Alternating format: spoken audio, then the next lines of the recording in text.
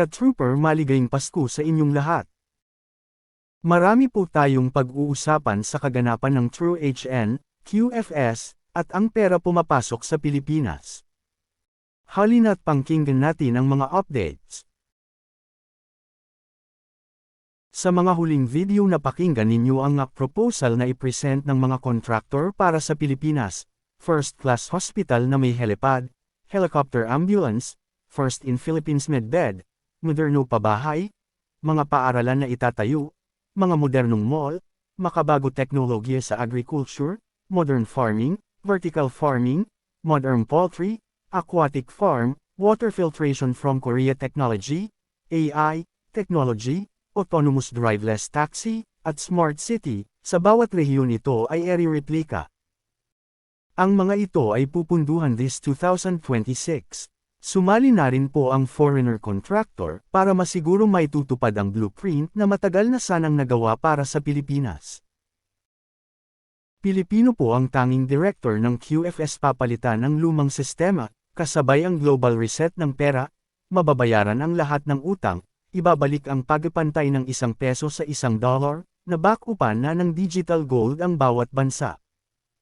Nagkaroon na rin ng digital central bank token na na-grant na sa kanila. Ang launching ang magmamula sa bansa nagpautang sa kanila. Umuulit lang ang history 50 years ago, ganun pa rin wala lifting ng gold pero lahat dumaan sa tokenization or digital na gold. Kaya nabuo ang True Gold, na mataas pa sa Bitcoin na gawa din ng Pilipino sa alias na Satoshi Nakamoto. Nabuksan na rin ang Infinity account na pinamumunuan pa rin ng Pilipino. Isa-isa na rin nagkakakilala ang mga hinirang ng ama, mga spiritual at teknolohiya, kaya nabuo ang quantum technology. Dahil kagustuhan ng ama maganap po ito. Nahahawakan ng mga hinirang na tinalaga at pinili ng ama. Gagawing perpekto ang sistema na hindi na makorrupt, pinalitan dating taga-mahala, upang hindi makontrol ng mga kabol. Lahat ng pagbabago ay mangyayari po sa henerasyon na ito, kayo po lagi ding witness. Kaya maswerte tayo Pilipino. Mamadmad po ng libre bigas lalo na mga lugar na nasalanta ng bagyo at lindol. Dahil sa dumating na rin po sa Pilipinas ang daang-daang bigas na binili gamit ang TrueHN coin.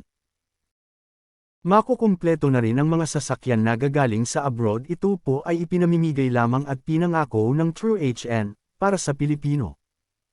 Kaya maswerte ka. Dahil Pilipino ka. Yan po ang mga nakaabang-abang na kaganapan.